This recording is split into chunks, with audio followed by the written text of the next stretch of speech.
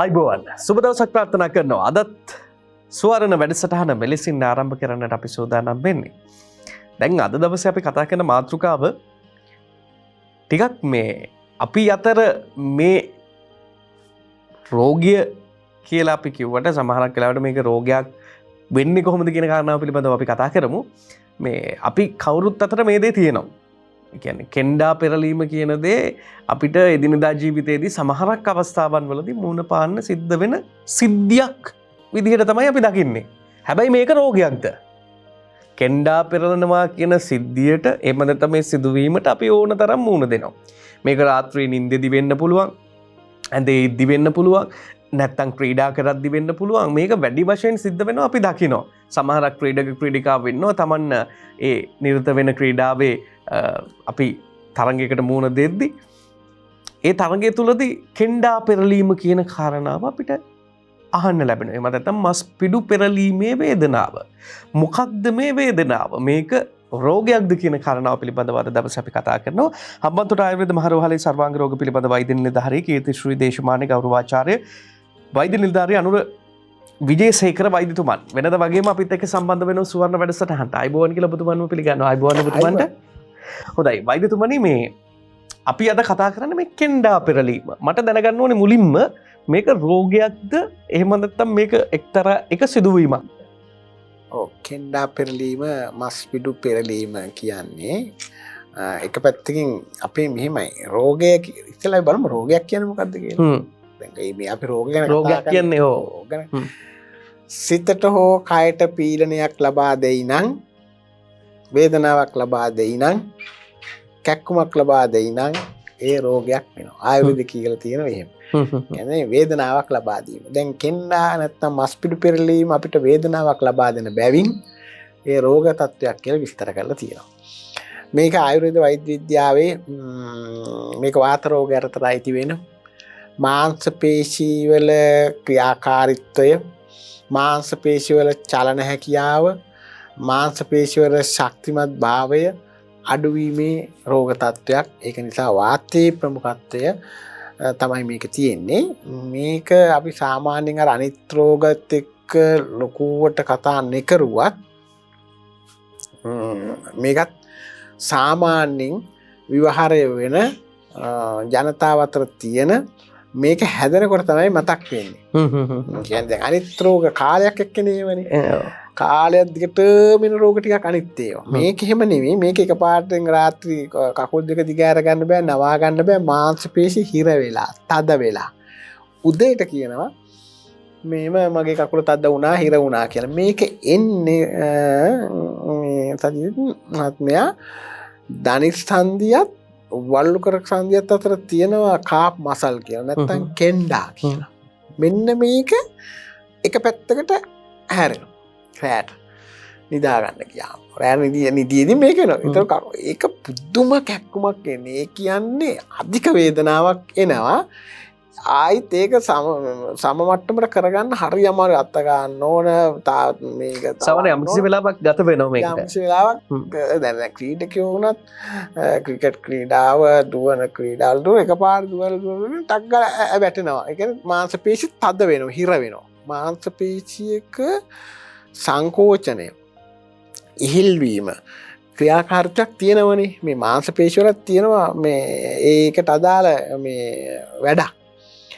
මේන ඉහිල්වීම සහ සංකෝචනය.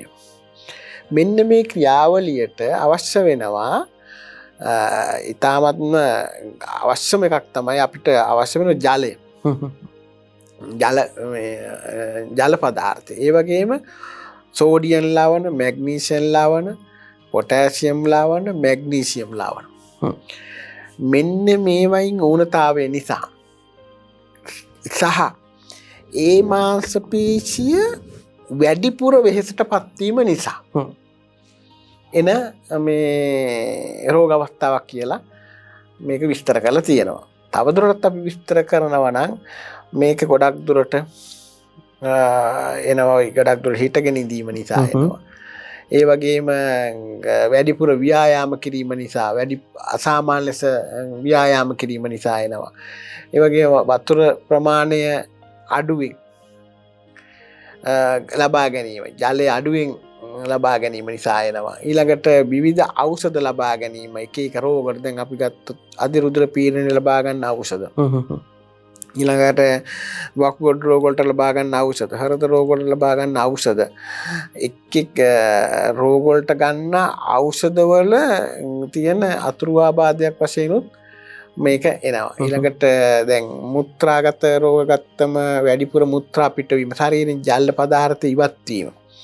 මේ නිසා මේ මාංශ පේශි දැන් අපි කල්පනා කරනවා සමහර මේ කෙන්ඩා පෙරලීම කකුලේ විතරක් නෑ, තවත් මාංශ පේශි තියෙනවා අපේ ශරීරේ. මේ මාංශ පේශි සමහර කියනවා මේ බඩ කොර වුණා කියලා. එක පැත්තට බඩේ ඇඹරිලා යනවා. බඩේ තියෙන මාංශ පේශි. සමහරට අතේ මාංශ පේශි එක පැත්තකට ඇඹරිලා යනවා. සංකෝචනය වෙලා තද වෙනවා. එතකොට මුහුත් කරගන්න බෑ. ඒ සඳහා අවශ්‍ය අපේ ආයුර්වේදයේ තියෙනවා ගොඩක් දුරට ඖෂධීය තෙල් වර්ග, ඖෂධීය පත්තු වර්ග එහෙම ආලේප කරලා ඒ රෝගය සම්පූර්ණම සුව කරගන්න පුළුවන් එකක් තමයි කෙන්ඩා පෙරලීම, නැත්තම් මාංශ පේශි පෙරලීම, නැත්තම් මස් පිඩු පෙරලීම. ඔය මොන ආකාරයට ඔබ විග්‍රහ කරත් ඒකත් රෝග අවස්ථාවක්. මං රෝගය පිළිබඳ එතන විස්තර කරේ අර ප්‍රධාන පීඩාවන් නොවුනත් මේකත් රෝගී තත්ත්වයක් කියලා තමයි ගණනය වෙන්නේ. හොඳයි වෛද්‍යතුමනි, තමත් පැහැදිලි මේ කාරණාව. දැන් අපි මේක ගොඩක් දෙනෙක් අර වැඩි තැකීමක් කරන්නේ නැහැනේ. මේක එකපාරට සිද්ධ වුණා, හරි එතනින් ඇරිලා ගියාට පස්සේ ඒක එතනින් එහාට කතා කරන්නේ නැහැ. එතකොට මේක මේ දරුණු ගණේ රෝගාබාධයක් නොවෙන්න පුළුවන්. නමුත් මේකත් රෝගයක්නේ. එතකොට මේක රෝගයක් විදිහට දැන් අපි ක්‍රමිකවනේ මේ රෝගාබාධයන් වැඩි වෙන්නේ. එතකොට යම් කිසි අවස්ථාවකදී දැන් මේක හොඳ වුණාට ඒක අර తాවකාලිකව හොඳ වෙනවා. නමුත් මේක දීර්ඝ කාලීනව අපිට නැවත වතාවක් මේක ඇති වෙන්න පුළුවන්කමක් තියෙනවා. එතකොට ඔය ඇති වෙන අවස්ථාවකදී දැන් අපි උදාහරණයක් විදිහට මට ඕක කෙන්දා පෙරලීම කියන කාරණේ, එහෙම නැත්නම් මස් පිඩු පෙරලීම කියන කාරණේ පළවෙනි වතාවට ඇති වෙන්න පුළුවන්. එතකොට නමුත් මම ඒක හොඳ වෙන නිසා, ඒකෙන් දිගු කාලීනව ඒක පැවැත්වෙන්නේ නැති නිසා මං ඊට පස්සේ මේ ප්‍රතිකාර ක්‍රම වලට යන්නේ නැතුව ඒක හැමම මම නතර වෙනවා. එතකොට එහෙම වෙන එක හොඳයිද කියන කාරණාව පිළිබඳවත් අපි පැහැදිලි කරමු. නැත්නම් කෙන්ඩා පෙරළුණා, හරි ඒක తాවකාලිකයි, එතනින් එහාට ඉවරයි, ඊට පස්සේ ප්‍රශ්න විසඳුණා කියලා අපි හිතනවා. එහෙම විසඳනවද? නෑ, එහෙම විසඳෙන්නේ නැහැ. ඒ කියන්නේ ඒක රෝගී තත්ත්වයක් නිසා එන්නේ ඒ තත්ත්වයට උග්‍ර වෙලා මාංශ පේශි වල කැක්කුම එක දිගටම එන්න පටන් ගන්නවා. ඇවිදීමේ අපහසුතාවයක් ඇති වෙනවා. එයාට හිටගෙන ඉන්න බැරි වෙනවා. රාත්‍රියට හරියට Tamanට නිදා ගැනීම කටයුත්ත කරන්න වෙනවා. කකුල් දිග අරගන්න බෑ, නවා ගන්න බැරි වෙනවා. මේක අර බෝ නොවන ප්‍රධාන පෙළේ මාරාන්තික රෝගයක් නොවුනට මේක තියෙන නිසා අපේ සාමාන්‍යයෙන් ජීවන විලාසය, සෞඛ්‍ය සම්පන්න ජීවිතයක් ගත කිරීමට මේක ඍජුවම බලපානවා රෝගී තත්ත්වයක් කියලා. මොකද අපි දන්නවා විශේෂයෙන්ම මේ තවත් එකක් තමයි මට කියන්න මේ පොඩි අතපසුවීමක් වුණා. ගර්භණී අයට මේ රෝගේ ඉතා වැඩි. මොකද යාළගේ ගර්භයත් එක්ක මුත්‍රා ප්‍රමාණය වැඩියෙන් පිට වෙනවා. මේක කියලා තියෙනවා ජල පදාර්ථය අඩුවීම නිසා එක හේතුවක් මේක ඇති වෙන්නේ. ගර්භණී අයට කෙන්ඩ පෙරලීම එක පැත්තකින් වැඩි වෙනවා. ඒ නිසා ඒක ප්‍රසව අවස්ථාවේ සමහරක් වෙලාවට සිද්ධ වෙන්න පුළුවන් වයිදුම. අවස්ථාවේ සිදු වෙනවා. ඒ මාස කාල සීමාව තුළ මාස 9 අතර කාලය තුළ මේ තත්ත්වය ඇති වෙනවා. වෛද්‍යතුමනි, දැන් කෙන්ඩා පෙරලීම කියන කාරණය දැන් අපි හිතනවා මේක මාරාන්තික බවට පත් වෙන්නේ නැහැ කියන දේ අපි හිතනවනේ. හැබැයි නමුත් මේක දැන් අපි පිහිනුම් අවස්ථාවකදී වෙන්න පුළුවන්. වතුර තියෙන තැනකදී කෙන්ඩා පෙරළුනොත් ඒ පීන ගන්න බැරි වෙනවයි කියන කාරණය. ජලය තියෙන ස්ථානයකදී එහෙම වුණොත් එහෙම අනතුරුදායකයි කියන කාරණේ තියෙනවනේ. ඒකත් අපි පැහැදිලි කරමුකෝ. විනාඩි 2ක විතර කාලයක් තියෙනවා. ඒ අදාළ ස්ථානය අනුව ඒක අනතුරුදායක වෙන්න පුළුවන්. එතකොට දැන් කෙන්ඩ පෙරලනවා අධිකම කියව මහන්සි වෙන ක්‍රීඩකයෝ. ඒක එහෙම කෙන්ඩ තද වෙලා මාංශ පේශි ඇඹරිලා තද වෙලා වැටෙන්න පුළුවන්. එතකොට මේ වැටීම නිසා අරක හේතු කාරණාව වුණා. ඒක නිසා වැටීමකින් ලොකු මරණය වුණත් අත් වෙන්න පුළුවන්. කෙන්ඩ පෙරලීම ඊළඟට විශේෂයෙන්ම මේක රැයට මේ වෙන එකක් නිසා මේ Tamanට කරගන්න මොකද ඒ රෑ 12ට කර දෙකට ඔය කෙන්ඩ පෙරලීම මාංශ පේශි හදන කරගන්න කියා ගන්න දෙයක් නැහැ. ඒක නිසා ඒ කියන්නේ මොකුත්ම නැහැනේ. ඒක දවල්ට හැදෙන රෝගයක් නෙවෙයිනේ. එතකොට උදව්වට කවුරුවක් ඇත්තේ නැහැ. රෝගවලකට යන්න විදියකුත් නැහැ. මේම තත්ත තියෙනවා. ඒක නිසා මේක සැලකිලිමත් විය යුතු රෝගී අවස්ථාවක් කියලා තමයි විස්තර කරන්න වෙන්නේ. හොඳයි කෙන්ඩා පෙරලීමේ රෝගී තත්ත්වය පිළිබඳවයි අපි අද දවසේ සුවර්ණ වැඩසටහනෙන් කතා බහ කළේ. අපේ වෛද්‍යතුමන්ව සම්බන්ධ කරගන්නට පුළුවන් ස්ථාන පිළිබඳවත් ඒ දුරකථන අංක පිළිබඳවත් ඔබට තිරේ දිස් වෙනවා. ඒ දිස් වෙන ස්ථාන පිළිබඳව සහ දුරකථන අංක පිළිබඳව ඔබේ අවධානය යොමු කරන්න. දුරකථන අංක වලට ඇමතුම් ලබා ගැනීමෙන් අපේ වෛද්‍යතුමන්ව කොහොමද මුණ ගැහෙන්න පුළුවන් කියලා ඔබට විස්තර දැන කියා ගන්න පුළුවන්කම තියෙනවා. හම්බන්තොට මහරෝහල තියෙනවා ආයුර්වේද මහරෝහල. එතෙන්ට ගියොත් එහෙම නිදහසේ නිවාඩු පාඩුවේ ඔබට ලොකු මුදලක් වැය කරන්න වෙන්නේ නැහැ. මොකද අපි ආර්ථික මට්ටම පිළිබඳව අපේ හිතනවනේ වර්තමානයේ තුලදී රෝගාබාධ තත්ත්වයන් වැඩි වෙන්න අපේ සාක්කුවට තමයි තට්ටු වෙන්නේ. ඉතින් ඒක නිසා දැන් වෛද්‍යතුමන් උනත් නිරන්තරයෙන් පැහැදිලි කරන කාරණාවක් තමයි මේ පෞද්ගලික ස්ථාන වලට වැඩිය ඔබට හම්බන්තොට මහරෝහලට එන්න පුළුවන්කම තියෙනවා නම් ඒක ගොඩක් වටිනවා. නමුත් තියෙන කාර්යබහුලත්වයත් එක්ක අර ස්ථාන වලට අපි තිරේ දිස්වනේ ස්ථානවලට එන්න පුළුවන් නම් ගැටලුවක් නැහැ. ඒ එන්න පුළුවන්කම සහ ඒ වත්කම තියෙනවා නම් නැත්නම් හම්බන්තොට මහරෝහල තියෙනවා. මොකද ව්‍යාපාරයක් උදෙසා නෙවෙයි මේ වැඩ කටයුත්ත. අපේ වෛද්‍යතුමන් channel 1 රූපවාහිනී නාලිකාවත් එක්ක සම්බන්ධ වෙලා මේ සිද්ධ කරන්නේ මේ සමාජ සත්කාරයක් විදිහට තමයි මේ වැඩ කටයුත්ත සහ මේ ප්‍රචාරණ කටයුතු අපි සහ වෛද්‍යතුමන් සම්බන්ධ වෙලා සිද්ධ කරන්නේ. ඉතින් ඒක නිසා ඔබට පුළුවන්කම තියෙනවා හම්බන්තොට ආයුර්වේද මහරෝහලට යන්න. එහෙමත් නැත්නම් ඒ අදාළ පෞද්ගලික ස්ථානවලට ගිහින් වැඩිදුර තොරතුරු දැනගැනීමේ හැකියාව තියෙනවා. අපි සූදානම් වෙන්නේ සුවර්ණ වැඩසටහනෙන් කෙටි විරාමයක් ලබා ගන්න.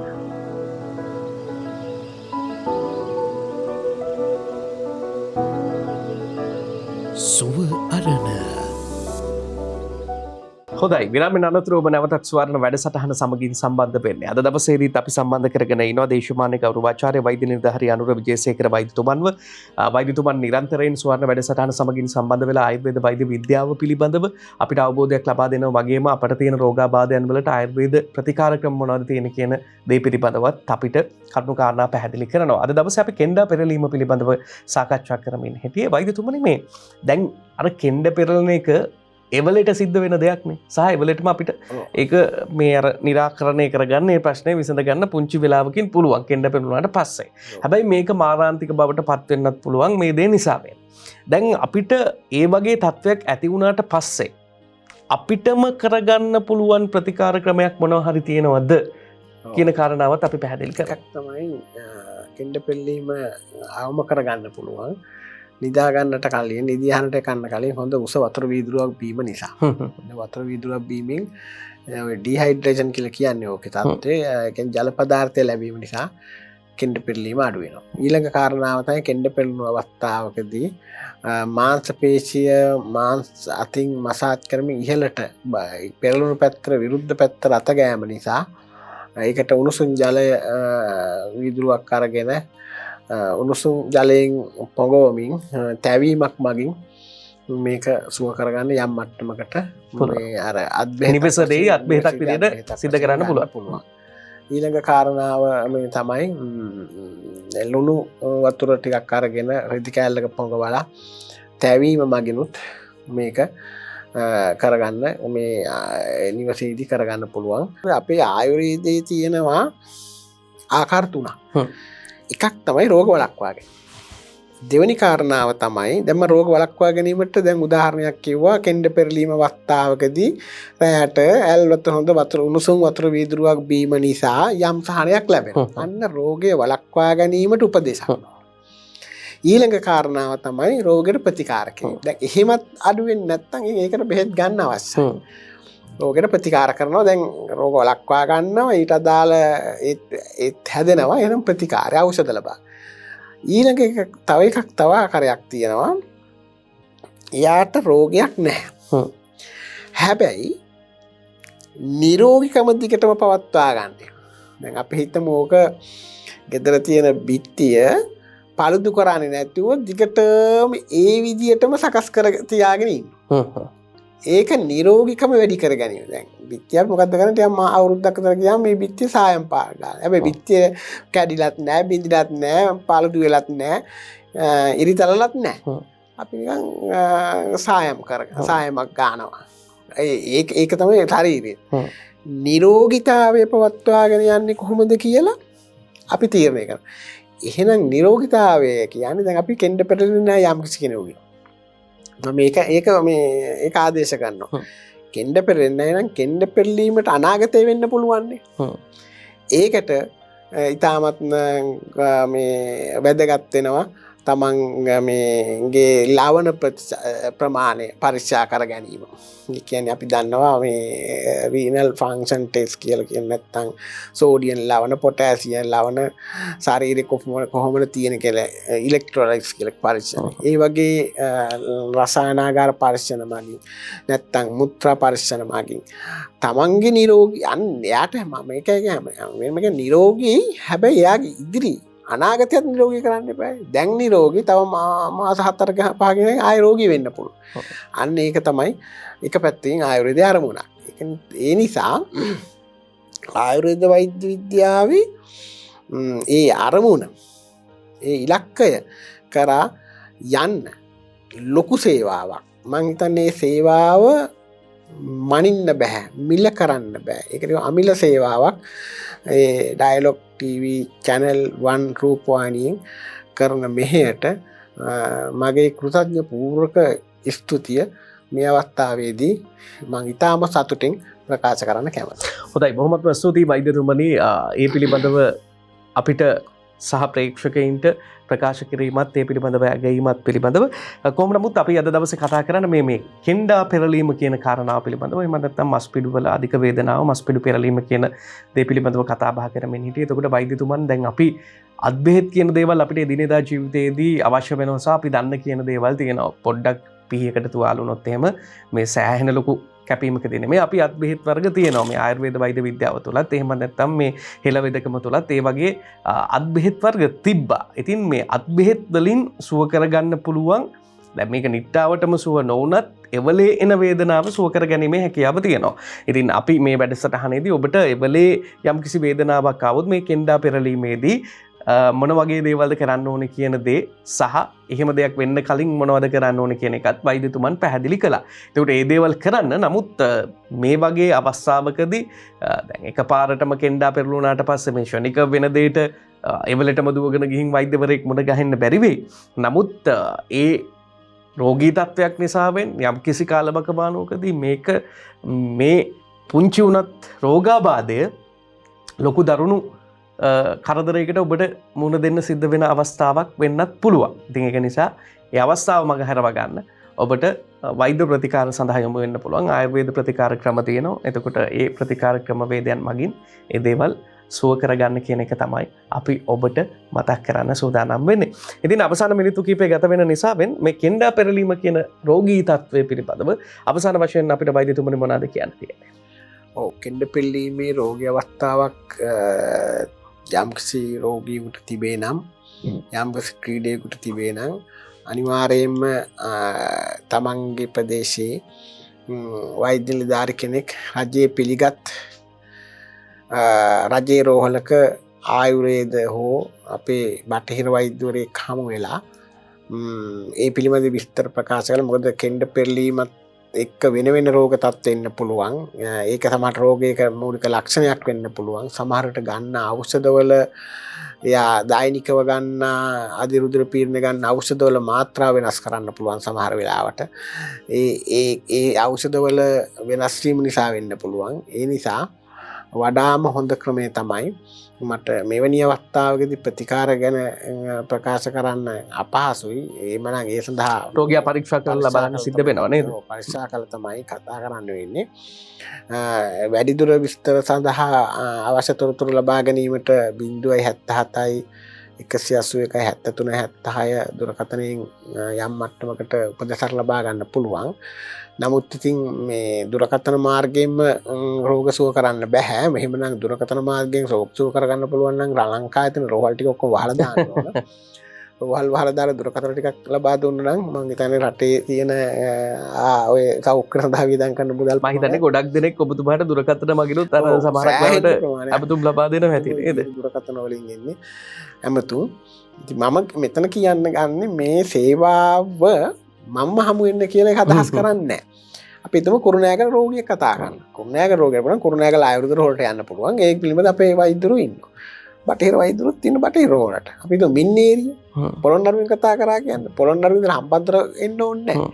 මින්නේරිය රෝහලට ගියා ආයුර්වේද වෛද්‍යවරයෙක් හමු වුණා. නැත්තම් අපේ ඒ කැමැත්ත අනුව තමන් සමහර රෝගීන් ආයුර්වේද වෛද්‍යවරු ගාවට යනවා. සමහර රෝගීන් බට ඉතින් මට ඒ රෝගියා කැමැත්ත අපි රෝගියා කැමැත්තට මෙතන බලපෑම් කරන්නේ නැහැ. රෝගියාගේ නිදහස තියෙන්න ඕන වෛද්‍යවරයෙක් හමු වීමේ හැකියාව.